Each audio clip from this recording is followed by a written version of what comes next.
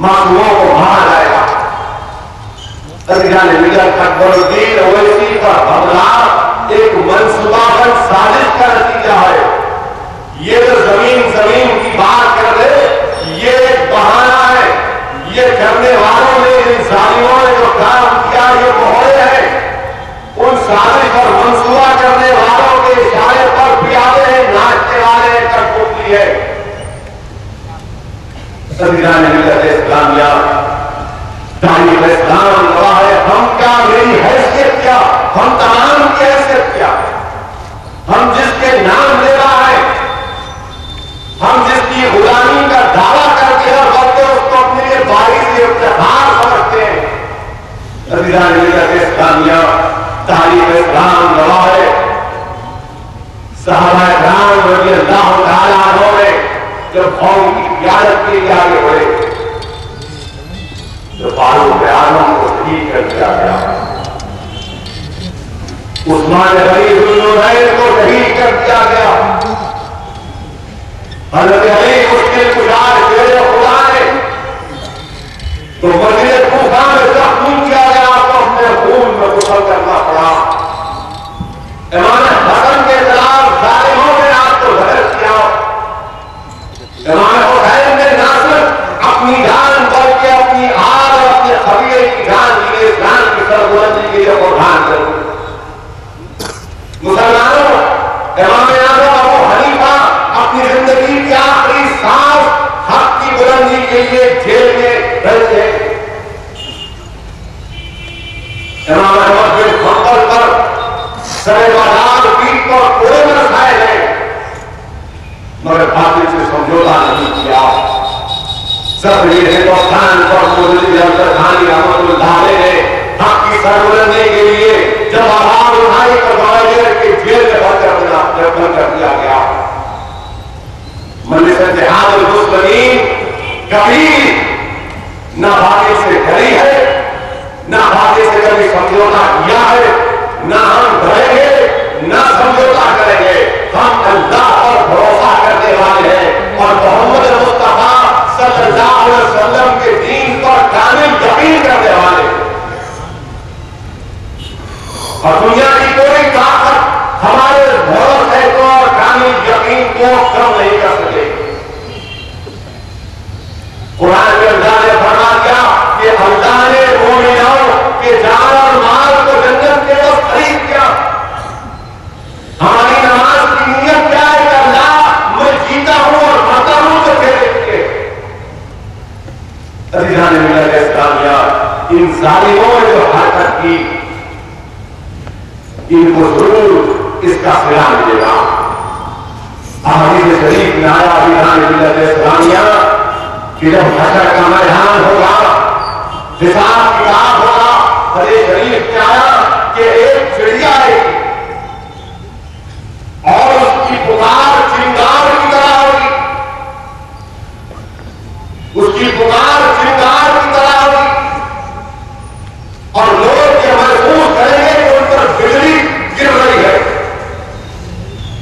اللہ سے پوچھے گا کہ بتا تو کہے گی کہ اللہ مجھے اس شخص نے دنیا میں حقل کیا، مجھ سے انصاف کیا.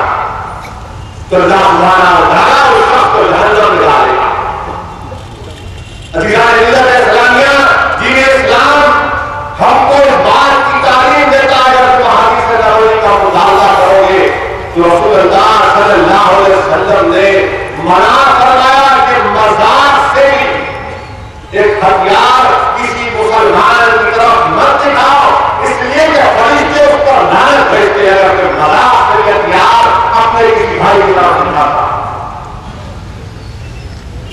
اور ہمارا مزاج یہ ہے کہ ہمارے محلوں میں قتل ہو رہا ہے، کوئی کسی کو ووٹ پر مارتا ہے، ہم بیٹھے ہیں چائے پی رہے ہیں، دیکھتے ہیں. اپنا مسئلہ نہیں ہے. رسول اللہ صلی اللہ علیہ وسلم نے فرمایا کہ جو لوگ ظلم کو، ظالم کو نہیں روکتے ان پر بھی لعنت برستی.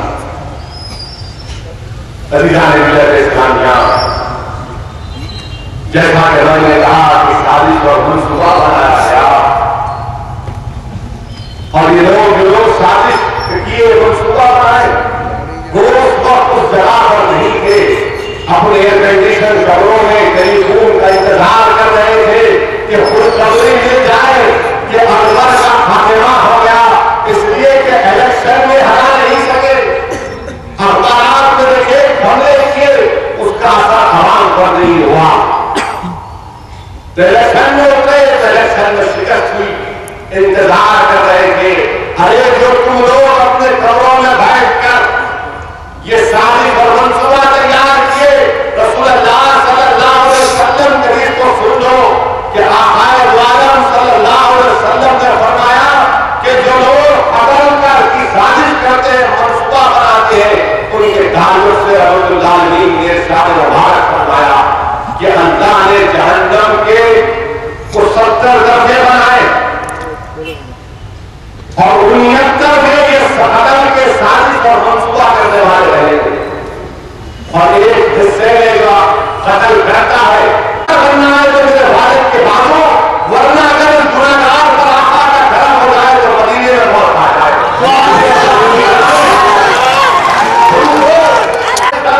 لوگ مل کر کیا بول رہا ہوں جب سے تمہارے تم فرق نہیں کر سکتے، بلکہ بڑھیا کو ایک نیا زندگی کا مقصد دے دیا۔ اور صحیح کام تو ابراہیم صاحب نے کہ زمانے میں دیکھ لیا کہ دعاؤں کا اثر کیا ہوتا ہے۔ سارے مسلمانوں کی عمر اکبر بھائی اور اسد بھائی کی لو جائے، زمانے میں دیکھ لیا کہ دعاؤں کا اثر کیا ہوتا ہے۔ ڈاکٹروں نے کہہ دیا کہ اب دوا کام نہیں کر سکتی، میں نے کہا کہ ٹھیک ہے اب تمہاری دوا یہاں سے کام نہیں کر سکتی، یہاں سے دعا کام کرے گی، یہاں سے اللہ کی رحمت کام کرے گی۔